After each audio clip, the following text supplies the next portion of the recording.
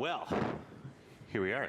Our final guest of the morning is someone who is a friend of ours, but also this intro is going to make me feel really, really, really old because he joined a little company in Menlo Park called Facebook in 2006, which was 20 years ago.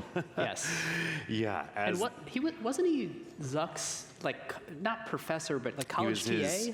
We'll get into it with him. He was Mark Zuckerberg's intro to AI class TA at Harvard. And then, in a great career decision, joined Facebook as their roughly 10th engineer. And now he is one of Meta's longest serving senior executives at the helm of some of their biggest bets. Boz and his team build the platforms for computing for the future at Meta. That includes consumer hardware and software across Quest, Horizon, Ray-Ban Meta displays, Oakley Meta glasses, and many more. So please join us in welcoming the CTO of Meta, Andrew Bosworth.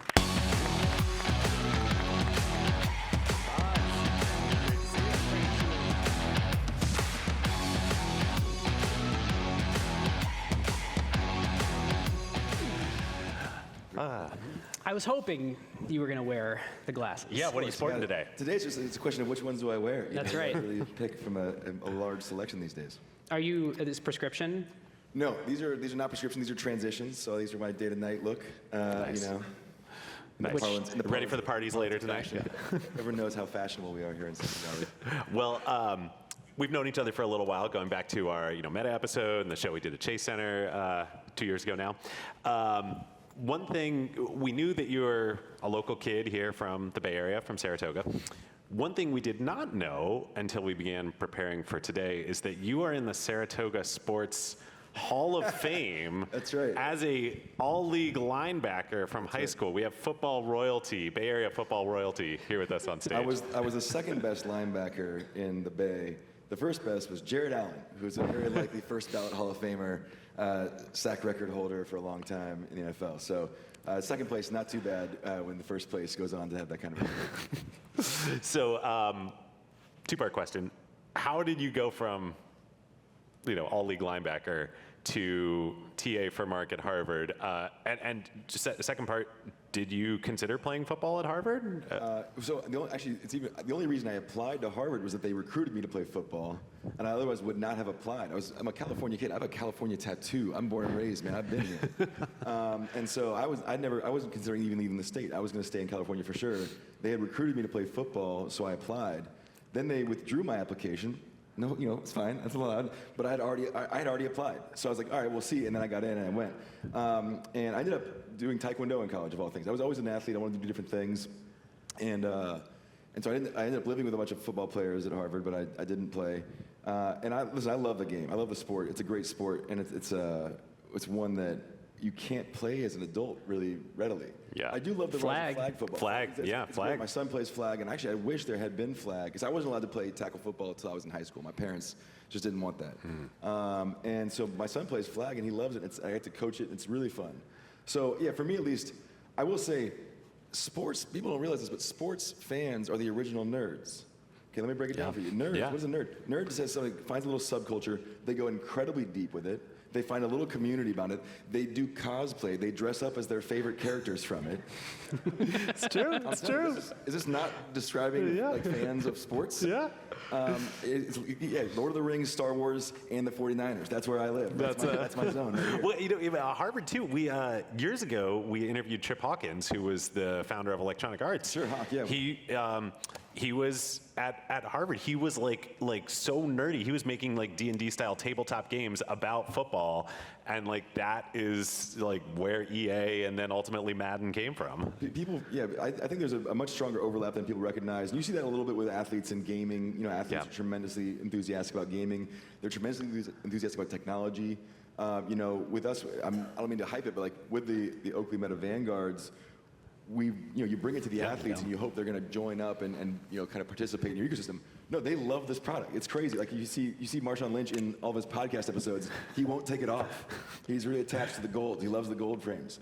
These And so These things genuinely are awesome. I wasn't even trying to hide. This is great. These guys, that's how pro these guys are. Yes. I didn't know they even had that. I wasn't even trying to hype it. My point being, like, I think athletes are leaning into technology. I think they've been leaning to wearables for a long time. Like the whip strap's been popular with athletes for a long time. They're looking for an edge. They're looking for something that can give them some advantage. And so I think there is a bigger overlap between technology and sports. But the jock nerd, it's a new genre, pioneering a genre here. All right, so let's get into it. What's coming? I mean, you've had Ray-Bans were over the last couple of years. Yep. They're great. We've got I love them. I mean, they're like they're on my head. David refuses to call me on AirPods anymore. He's just like the Best way to take a call. Acquired's operations basically run through the Ray-Bans, like, which is awesome. Look, our first and foremost is these have to be a great pair of glasses, and people wear glasses and they care about how it looks. They care about what that says about them. They have to be comfortable. They have to be all day wearable. That is our first job.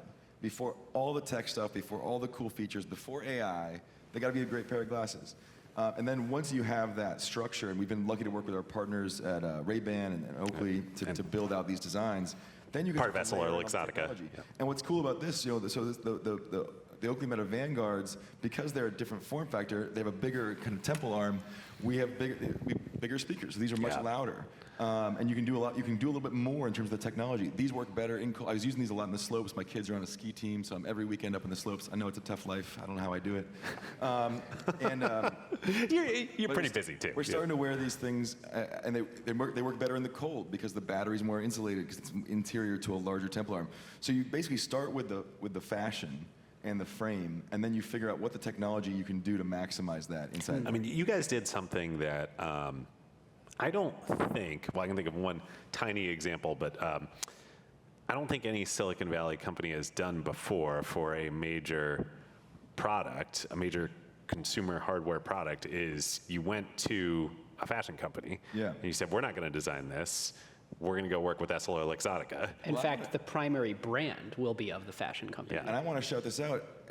You're right with the exception of one thing, which is the fashion company came to us.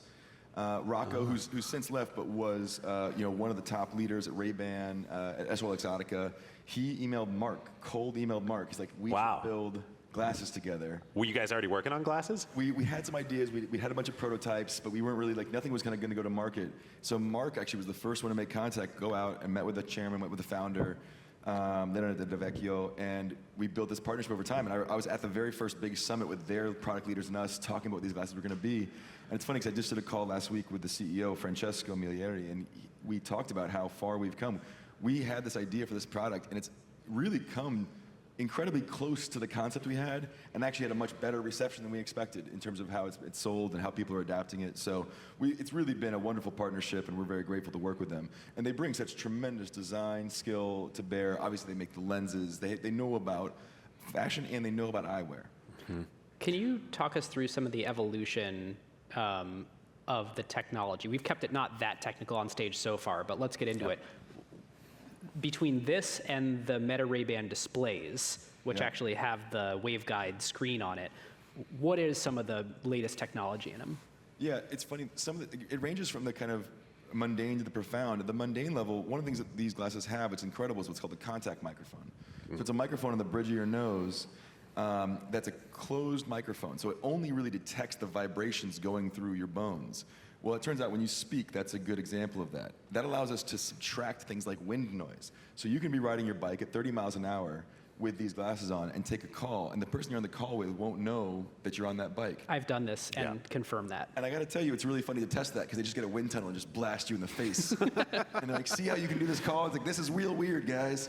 My job has a lot of weird parts. So that's a little thing, but it has a huge impact on the product experience. And then, when you're building displays, that is a very multidisciplinary, how are you generating the photons, how are you generating them efficiently, piping them into the waveguides, how are you manufacturing the waveguides? It's very hard to manufacture these at scale, cost effectively. So you have a lot of partnerships in the industry to how we build these things out. And that's the culmination of a decade of research expertise built up. So it really is a synthesis of off-the-shelf consumer electronics parts and never-before-seen technology.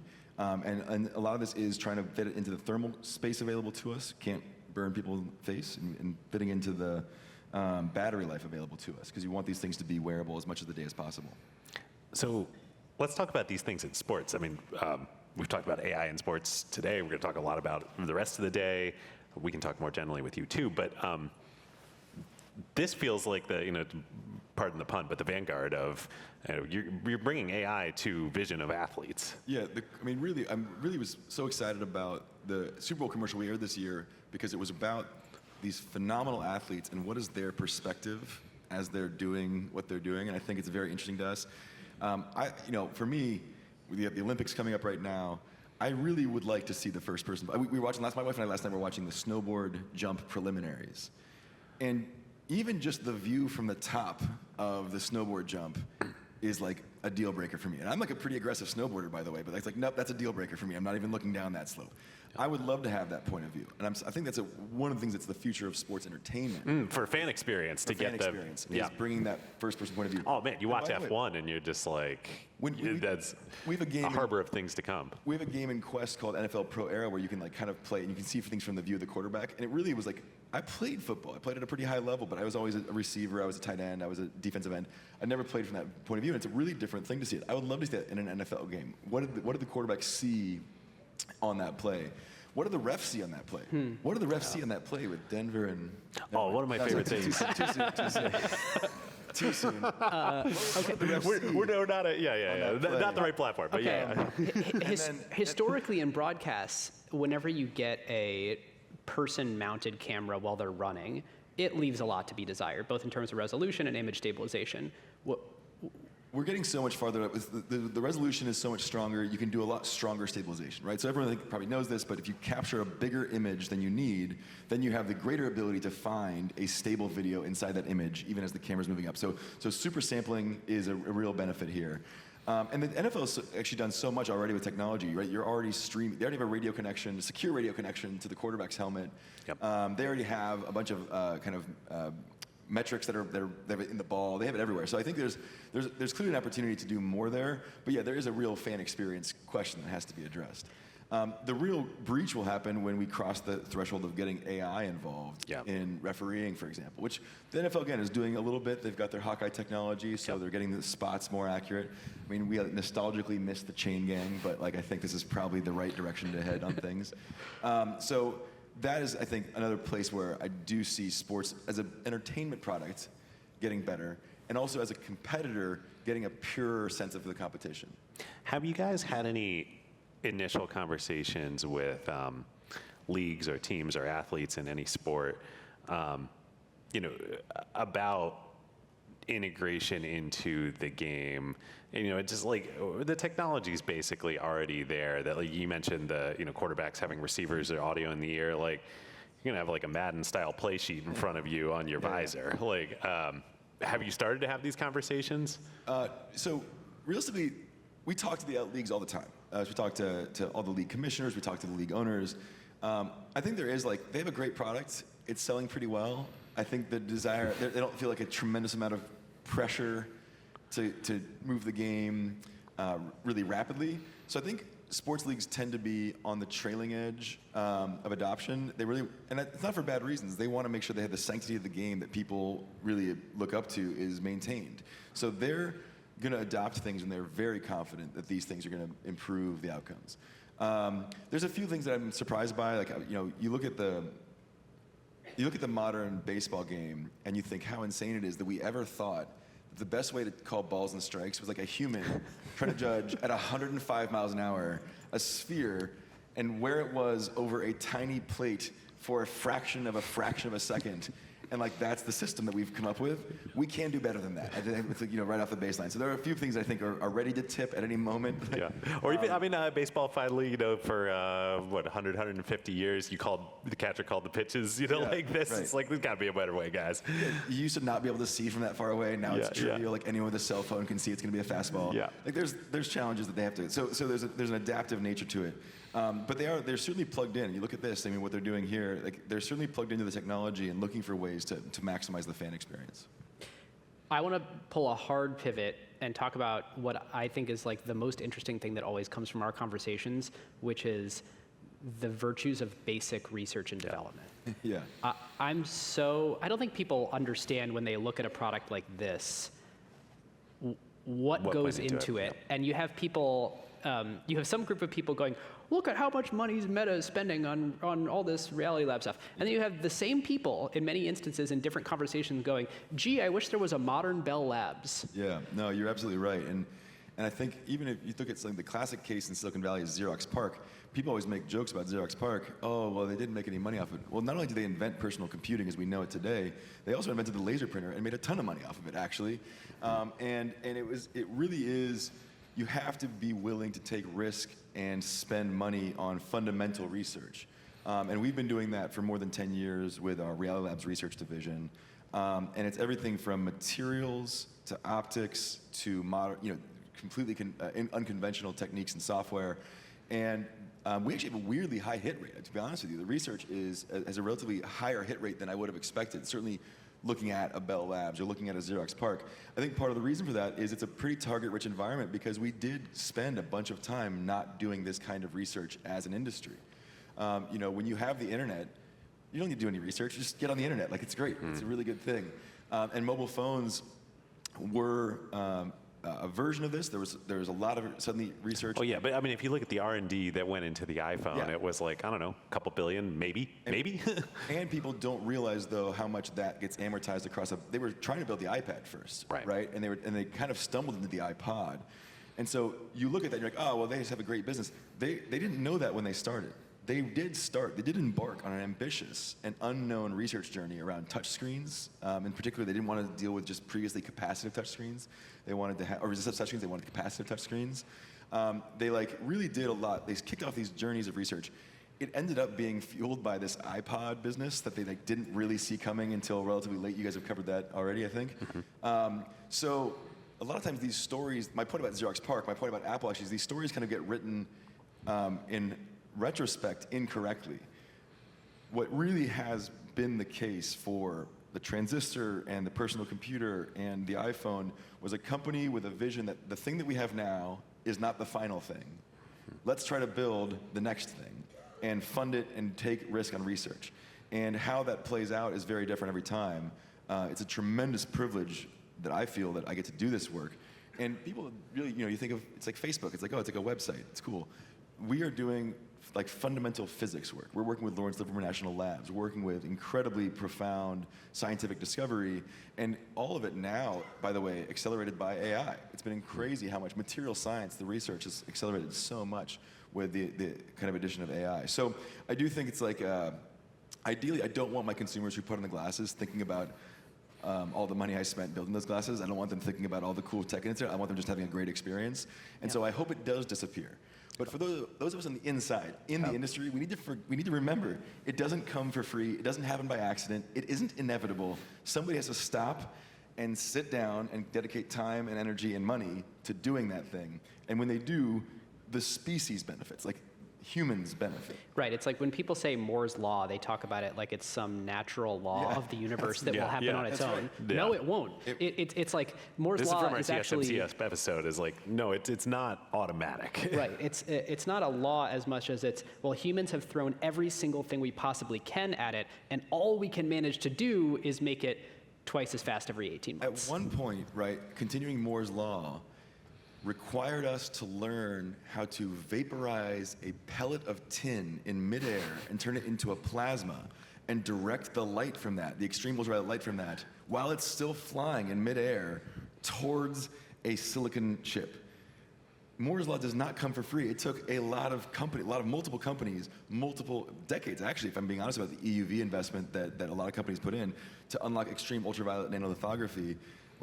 Moore's Law was not a guarantee. In fact, it's extremely unlikely. It's unbelievable what we've accomplished to make sand into thinking machines. Yeah, so crazy. What is the thing that has come the least for free in the development of any of the glasses that you have in the pipeline? Photons. Okay, say more about that. Yeah, it takes a certain amount of energy to generate a photon. And when you generate it, it kind of goes wherever it wants to go. So you have to generate a bunch of them to get it to go where you want it to go. So you have to generate the photon super efficiently. Efficiently means with minimal electricity, because that also means minimal heat. And so you have to shrink it way, way down as small as you can. And red light specifically, red is a very long wavelength. Well, now you're trying to generate a photon inside of a surface that's shorter than the wavelength that you're trying to generate. And you then want to do what's called collimate the light. You want the light to not just go anywhere. You want it to all go in one direction. Because again, if the light goes 100 different directions and you only get one photon out of it, that's waste. So you want to have all the photons go in one direction. And so you're And this is to generate one of the photons that you need to generate the That's screen. right. Yeah. And you have to generate a lot of those because you have to, something called pupil replication, you have to multiply it. The light coming into your eye doesn't come from one place. If you think about it, right? It leaves the top of that board. One part goes to the top of my eye, one photon goes to the bottom of my eye, then it's focused on a lens. The same thing has to happen when we create a display in front of your face. So we have to have one photon that hits the top of your eye and one photon that hits the bottom of your eye. But we don't know where your eye is, and your eye's always moving around, which is real annoying. So you have to generate a bunch of extra ones in case your eye decides to move and do a saccade in the middle of the thing. And so generating those photons efficiently in the right wavelengths and delivering to the right place is probably number one challenge. Number two is bending that light. So light doesn't really want to bend. You got to figure out ways to bend it without creating a bunch of rainbows or haze or other artifacts that when you're looking through my glasses right now, I don't see a bunch of weird artifacts. So that's the light. Light is the hard. Light is hard. Yeah. Light's really hard. A lot of billions of dollars A lot have gone into of light. money into light. Yeah, yeah. On that front, I'm curious. I mean, this is the Bay Area Host Committee Innovation Summit with the NFL. We're here in Silicon Valley. What is special about this place that lets you and lets Mark make the decision that we're going to spend $135 billion this year that you just announced last week in CapEx? Yeah. Most of that on AI. Most of that on AI. Yeah, it's not mostly me. Hey, listen, Yeah. I'm not the Well, I assume you're involved in that too. I'm involved in both, unfortunately. I'm not the sole proprietor of this big spend anymore. It's a group effort now. Silicon Valley, this question has been tossed around a lot, and I don't think there's a better way to put it than that Silicon Valley believes in the future. And it's so much easier when you're in a community of places that believes that one person or a small number of people can change the world to go ahead and bet on yourself and to believe in yourself. It goes all the way down. My son's in 5th grade, and there's schools, great schools, Synapse School, they have this whole thing on change makers. And so the kids are taught from a young age, hey, here's individuals who changed the world with what they did, and you can do that too. Not that you have to, it's not an obligation, it's not a requirement, just want you to understand that you are empowered to do that. And that's a very Silicon Valley message. It's funny when I go to my kids' school, I'm like, yep, that's Silicon Valley for you. And it's not it's not the parody people think of it. It's not, he's doing math, he's doing science, it's not all whatever. It's just, but the mindset is much more optimism, belief in the power of an individual, and that's really played out for us. If you look at, I grew up right in the PC era, and then I launched my career in the internet era, and I got to ride the mobile phone wave. And in every generation of that description, it's become more true that a smaller number of people could have a bigger impact in the world because the technology they were able to leverage to do so was getting better tremendously. And AI feels like another, maybe even the biggest multiple leap forward since the PC itself in the power we're giving to a single individual to accomplish whatever they're trying to accomplish. So we see that everywhere. It's the true story of our careers, of our companies, of our communities, and so we do it. And I have to tell you, it's so surprising when I was in Davos, I go to New York. It doesn't matter where you go. It's just not the same in other places. Yeah. There's companies there who believe it, but it is not in the water. It is not in the air. It's not the default. It is not the default belief. The Pacific Northwest has it. I think Microsoft and Amazon have had a tremendous impact there. You go to the Pacific Northwest, that's native. That's Bay Area North. We're cool with that. Yeah.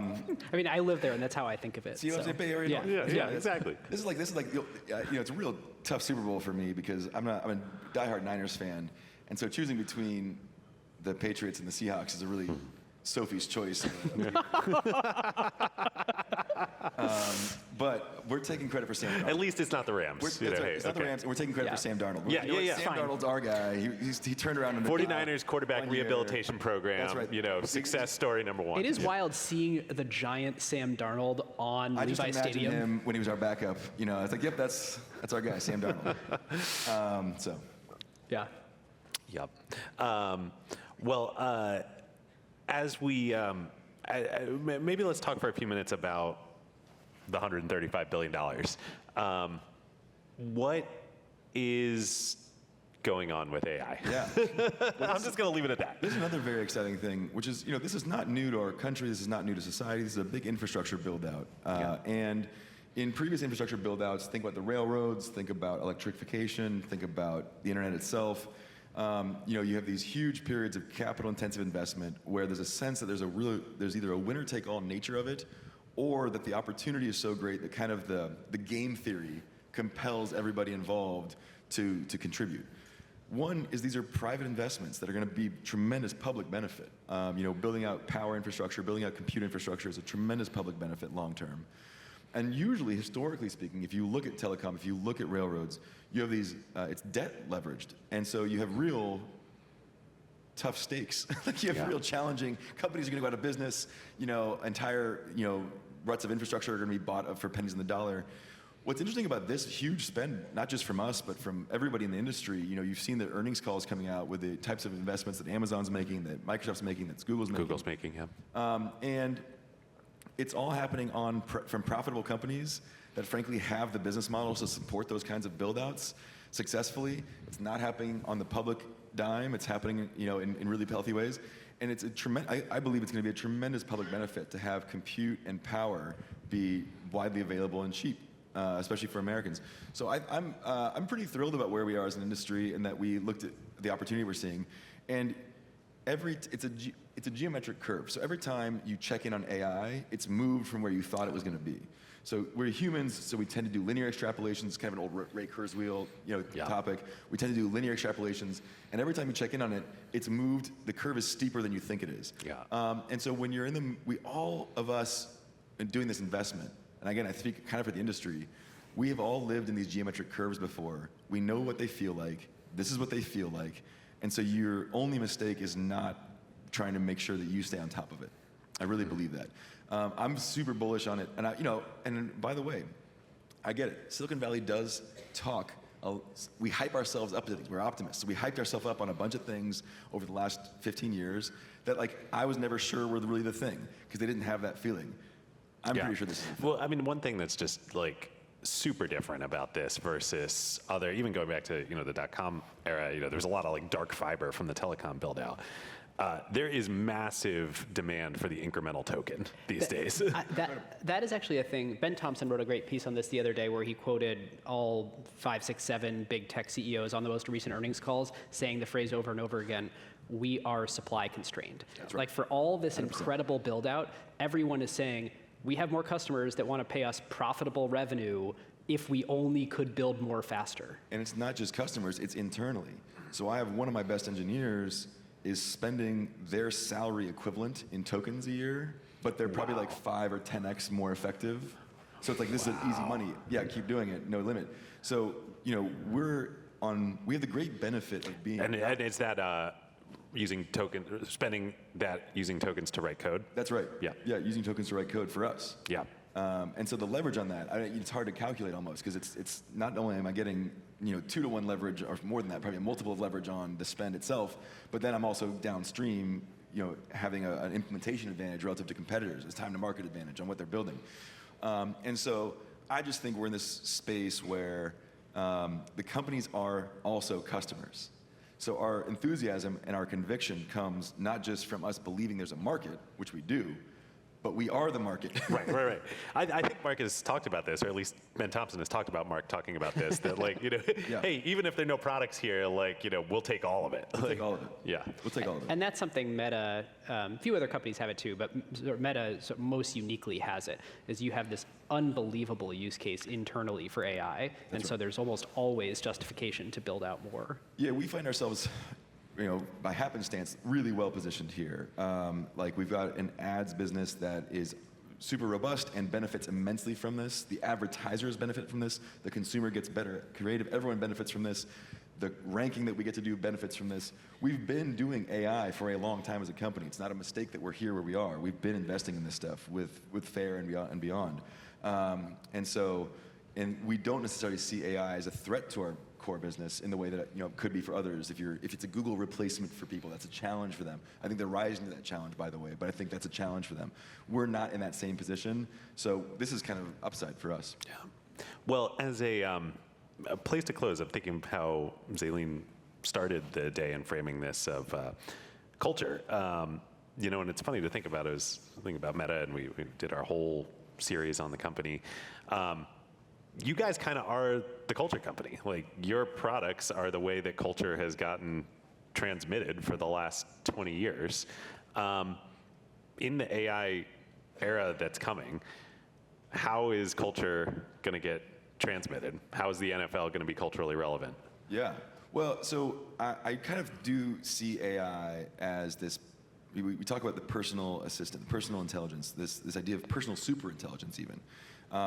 And I go back a little bit to Facebook's first mission statement, which is make the world more open and connected. Give people the power to make the world more open and connected. And it's funny, a lot of attention's been paid to the last part of that phrase for most of our time, but actually the first part of the phrase is the one that strikes me today, is give people the power. It's a tremendously empowering tool. And this is a continuing a trend that we've all seen for a long time. You talked to Neil earlier about YouTube creators and what that means. I think you guys are obviously exemplars of this. It would have been, for us to have this kind of a conversation and have anyone listen to it, previously would have been called a production company. We'd have had to have a bunch of deals. We'd have had to put a bunch of money in. There'd have been a bunch of sponsors that had to come on. And it's not like that anymore. And I think it's going to be only more so. So insofar as culture has already shifted towards the individual, I think that's going to continue. It's funny, I was just talking to a creator earlier today, and you know, there's a part of our job that everyone sees, which is our unique and talented offering here for you guys, having done all these deep dives and analyses, understanding all the history of these companies, of technology, of its impact in the world.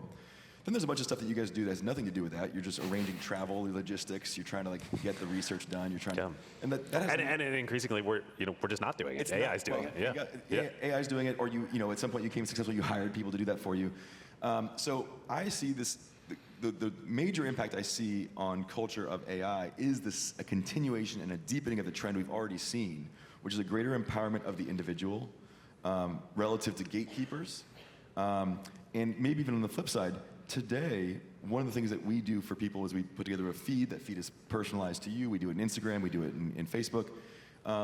That feed could be so much more personalized to you if the AI understood who you were, who you cared about, what you were trying to accomplish in the world. The ads that you saw could be so much more efficiently served to you, to the great benefit to you because you like that content, because it's actually relevant to what you're trying to do. And you know, I always kind of joke, every time I see an ad for shampoo, somebody wasted their money. They're on the wrong one. Now, see, you got to get some. You got to get a lot of fine hair care ads, my friend. I bet you just DM those right over to David. I just send them to him. As soon as I get them, like, hey, I mean, anybody who uses Instagram these days knows you guys have solved this problem. We've solved this problem. Yeah. Think about how much better it can be, and how many more products can exist because the niche that they serve is discoverable and accessible to them at a cost-effective way. That's what nobody talks about the ads business and how powerful it is.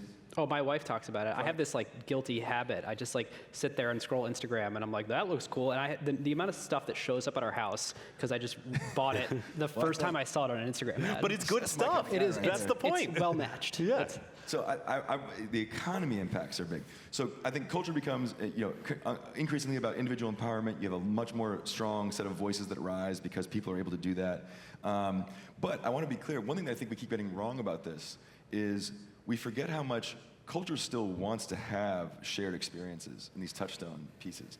It's hugely important. How many times have I watched a show that I don't even love the show, but everyone's talking about the show, and so everyone's talking about it. I got to get on the show and figure out what it is. Then I can hate on it appropriately. Why you like that show? That show's terrible. It's like, well, you watched it. You had to watch all of it so I can tell you how bad it was. We still want to have these. Not that you're combative, you know. No. I'm a sweet guy. We also, and the same thing is true. It's funny in software. One of my first software experiences, I was working at Microsoft Office, and we were building the ribbon. And this is a great idea, by the way. The ribbon was everybody uses Office. They're using 20% of the tools, but everyone's using a different 20%. We used to call it the 80-20 rule. So here's the idea, is as you use a tool in Office, the button that you use to get it slowly moves to the left and gets bigger, and then moves to the front tab. And everyone hated this. Do you know why they hated it? Because the worst thing you can do is move the UI on people. They know it's in the fourth tab, third button from the right. Don't move it. They learned that. So we're thinking that everyone's going to have software interfaces that are just like regenerating themselves from scratch every time. Nobody wants that. People want reliable interfaces with the world. They want reliable conversation fodder for their friends and their family. So there are these cultural moments that are big and these interfaces, literally these interfaces that are standardized, those are actually still safe. Yeah, we're here at the Super Bowl. Yeah. Totally. Like, It's it's those, Not going those anywhere. are still in good shape. But I do think the long tail gets even longer. Boz, this was awesome. Yeah. Thanks Thank for you, having Baz. me. Pleasure Thank you as so always. much. This is great. Great to see you. Thanks, Baz. Well, that was an incredible morning, and we just want to say a huge thank you to all of you for joining us. Yeah, and thank you to the Bay Area Host Committee, especially for convening us, to the NFL, to our incredible guests. That was awesome. And to the great team here at YBCA. Coming up next is a great session with Dolby, and Ben and I will be around all afternoon. We're doing one of the panels this afternoon. Come chat with us. We'll be here. Yep. It's going to be a great day. Listeners, we'll see you next time. See you next time.